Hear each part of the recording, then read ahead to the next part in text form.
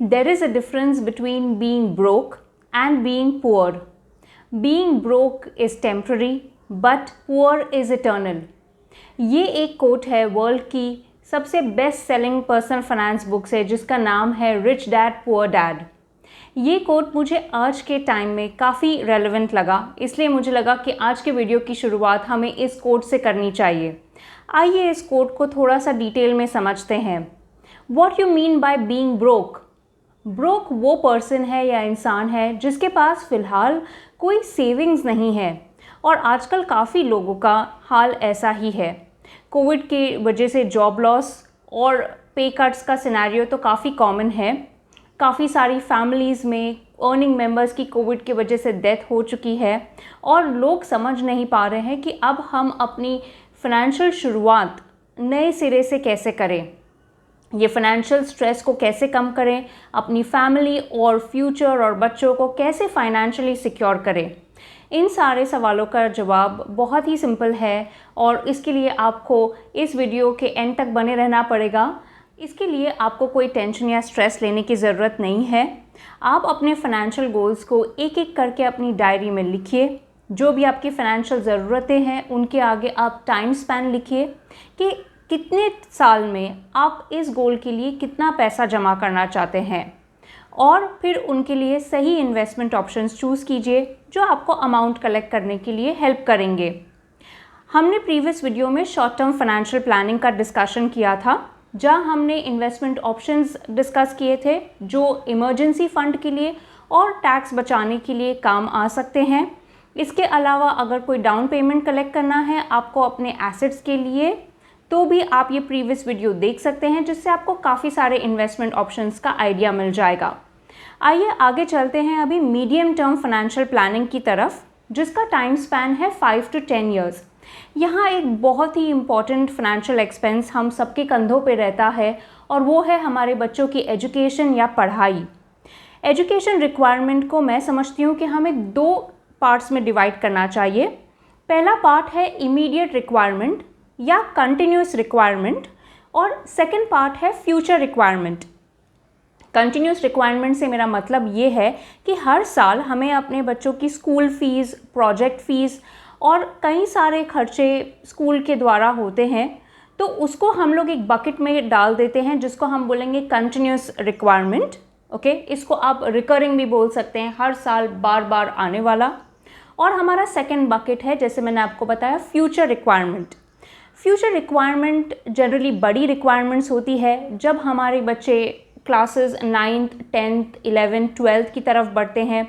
Post 12th standard वो कोई अच्छी करियर ऑप्शन चूज़ करना चाहते हैं, तो उस वक्त हमारी फाइनेंशियल रिक्वायरमेंट्स और एक्सपेंसेस की मांग थोड़ी ज़्यादा बढ़ जाती है।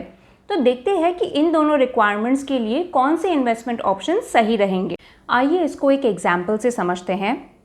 अगर आपके बच्चे के सालाना स्कूल या कॉलेज फ़ीस का खर्चा है अराउंड 1,20,000 यानी कि 1,20,000, उसको आप 12 महीनों से डिवाइड कर लीजिए, तो हर महीने आपको 10,000 रुपीज़ डिपॉज़िट करने होंगे।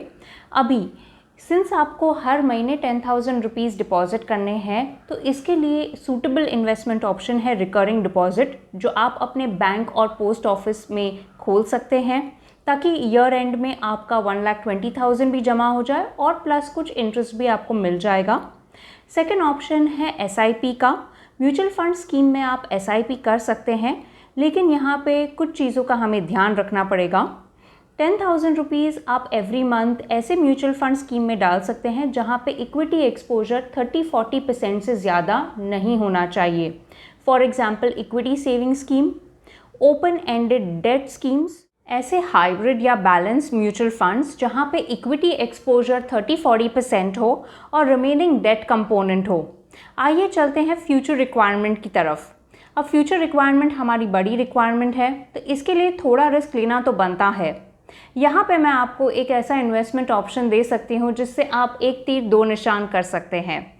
मैंने आपको टैक्स सेविंग म्यूचुअल फंड के बारे में तो बताया ही था, जिसको हम इक्विटी लिंक्ड सेविंग स्कीम भी कहते हैं। तो आप अपने बच्चों के फ्यूचर के लिए और अपना टैक्स बचाने के लिए ये दोनों ही फाइनेंशियल गोल्स के लिए इसे यूज़ कर सकते हैं। ओके आप इसमें रेगुलरली उतना पैसा इन्वेस्ट कीजिए जितना आपको अपने बच्चों के फ्यूचर के लिए चाहिए है, अपने बच्चों के फ्यूचर में की पढ़ाई के लिए चाहिए। सेकेंड ऑप्शन है हमारा मल्टी कैप म्यूचुअल फंड्स। ये ऐसे म्यूचुअल फंड स्कीम्स हैं जो हमारा पैसा 3 टाइप की कंपनीज़ में डिवाइड करते हैं, small size companies, mid size companies और लार्ज कंपनीज़ लाइक रिलायंस। जब भी आप किसी भी म्यूचुअल फंड में इन्वेस्ट करेंगे तो आपको 2 ऑप्शंस मिलेंगे, डिविडेंड और growth. I would recommend, since आप अपनी बच्चों की पढ़ाई के लिए इन्वेस्ट कर रहे हैं और आप ज़्यादा से ज़्यादा कैपिटल अक्यूमुलेट करना चाहते हैं, तो आप डिविडेंड ऑप्शन चूज़ कर सकते हैं, जिसको IDCW ऑप्शन भी बोला जाता है, investment dividend and cash withdrawal option. फिर आप री इन्वेस्ट ऑप्शन चूज़ कीजिए। तो पहले आप IDCW चूज़ कीजिए, उसके बाद री इन्वेस्ट। इससे क्या होगा कि जो भी डिविडेंड उस म्यूचुअल फंड स्कीम से आ रहा है वो दोबारा से स्कीम में इन्वेस्ट हो जाएगा और लॉन्ग रन में आपको अच्छा कैपिटल अप्रिसिएशन देगा। नेक्स्ट आ जाते हैं हाईली रिस्की ऑप्शन की तरफ, जो है स्टॉक्स। जी हाँ, काफ़ी लोग अपनी बच्चों की पढ़ाई के लिए लॉन्ग रन में स्टॉक्स में भी इन्वेस्ट करना पसंद करेंगे। यहाँ पे भी हमें कुछ फैक्टर्स और पैरामीटर्स को ध्यान में रखना चाहिए। पहले तो आप ऐसे स्टॉक्स चूज़ करें या ऐसे कंपनीज़ के स्टॉक्स चूज़ करें जो प्रॉफिटेबल हो, जिनका प्रेजेंस इंडिया में नहीं बट फॉरेन कंट्रीज़ में भी अगर है तो बहुत अच्छी बात है। थर्ड इम्पॉर्टेंट चीज़, आपको प्रमोटर्स और मैनेजमेंट की भी जानकारी लेनी चाहिए। कंपनी के पास रिकॉर्ड्स चेक करने चाहिए इंटरनेट में, जिसमें किसी भी तरह के स्कैम्स और फ्रॉड की न्यूज़ आपको ढूंढनी चाहिए। और लास्ट एंड इम्पॉर्टेंट ऑप्शन है कि कितना इस कंपनी का डेट या लोन कंपोनेंट है। ये सारे फैक्टर्स को इवैल्यूएट करने के बाद ही आप किसी भी स्टॉक को चूज़ करें। याद रहे ये बहुत बेसिक फैक्टर्स है और आप बहुत इन डेप्थ इवैल्यूएशन भी कर सकते हैं स्टॉक्स को चूज़ करने के लिए। लास्ट ऑप्शन है हमारा नॉन कन्वर्टेबल डिबेंचर्स, जिनको हम NCD भी बोलते हैं, या बॉन्ड्स। आप इसमें भी इन्वेस्ट कर सकते हैं for the long run, provided आपको एटलीस्ट 8 to 9% रिटर्न मिल रहा हो। ये तो हो गई बच्चों के एजुकेशन की बात एंड आई होप ये इन्वेस्टमेंट ऑप्शंस आपको काम आएंगे। अब चलते हैं अगले फाइनेंशियल गोल की तरफ, जो हमारी इनकम और सेविंग्स को दीमक की तरह खाता है। जी हाँ, यहाँ हम बात करने वाले हैं कि कैसे हम अपने डेट या लोन को प्रीपे कर सकें। लोन चाहे पर्सनल हो, चाहे होम लोन हो, या कोई भी व्हीकल लोन हो, या डेट हो सकता है क्रेडिट कार्ड का। फाइनेंशियल प्लानिंग का एक गोल्डन रूल ये है कि हमें जल्द से जल्द अपने डेट को क्लियर करना चाहिए। इसके लिए पहले तो get the lowest possible interest rate under the floating rate system. Second चीज़ आपको करनी चाहिए कि आपको EMI उतना एडजस्ट करना चाहिए कि आपका टेन्योर कम से कम हो सके। जितना लंबा आपका टेन्योर या टाइम ड्यूरेशन होगा लोन का, रिमेंबर उतना ही ज़्यादा इंटरेस्ट आपके पॉकेट से जाता रहेगा। Initial years of the loan, यानी कि starting of the loan period में आप ट्राई कीजिए कि आप ज़्यादा से ज़्यादा प्री पेमेंट कर सकते हैं, क्योंकि इनिशियल ईयर्स में या स्टार्टिंग टाइम फ्रेम में ज़्यादा इंटरेस्ट ही जाता है हमारे EMI से। अगर आप अपने लोन्स को प्रीपे करने के लिए कोई इन्वेस्टमेंट ऑप्शन ढूंढ रहे हैं तो वो है इंडेक्स फ़ंड। इंडेक्स फ़ंड एक ऐसे म्यूचुअल फंड स्कीम है जो हमारे पैसे को उन कंपनीज़ में इन्वेस्ट करती है जो सेंसेक्स और निफ्टी का हिस्सा है, almost in the same proportion. ये एक तरीके से पैसिव फंड्स है, लो कॉस्ट फंड्स है, और हम एक्सपेक्ट कर रहे हैं कि आने वाले सालों में सेंसेक्स और निफ्टी में अच्छी ग्रोथ आएगी, तो इससे हमें अच्छी कैपिटल अप्रिसिएशन मिल सकती है। आगे इस कैपिटल अप्रिसिएशन से हम अपने लोन्स को जल्दी ही क्लियर आउट कर सकते हैं। इसके लिए आपको every month at least 1/3 amount via SIP index fund में इन्वेस्ट करना चाहिए। यानी कि अगर आपका EMI है 30,000, सो एवरी मंथ एटलीस्ट आपको 10,000 rupees via SIP index fund में इन्वेस्ट करना होगा। इट इज़ नॉट एडवाइजेबल कि हम डेप्रीशिएटिंग एसेट्स जो व्हीकल्स है उनके लिए किसी भी तरह का लोन ले, बट आई नो अभी का सिनेरियो इतना सूटेबल नहीं है। एटलीस्ट एम कीजिए कि आप ज़्यादा से ज़्यादा डाउन पेमेंट कलेक्ट कर सकें और कम से कम लोन ले। आप जब कोई भी रिस्की इन्वेस्टमेंट्स चूज़ करते हैं अपने फाइनेंशियल गोल्स के लिए, जैसे कि स्टॉक्स या रिस्की म्यूचुअल फंड्स, तो उनको रेगुलरली मॉनिटर करना बहुत ज़रूरी है।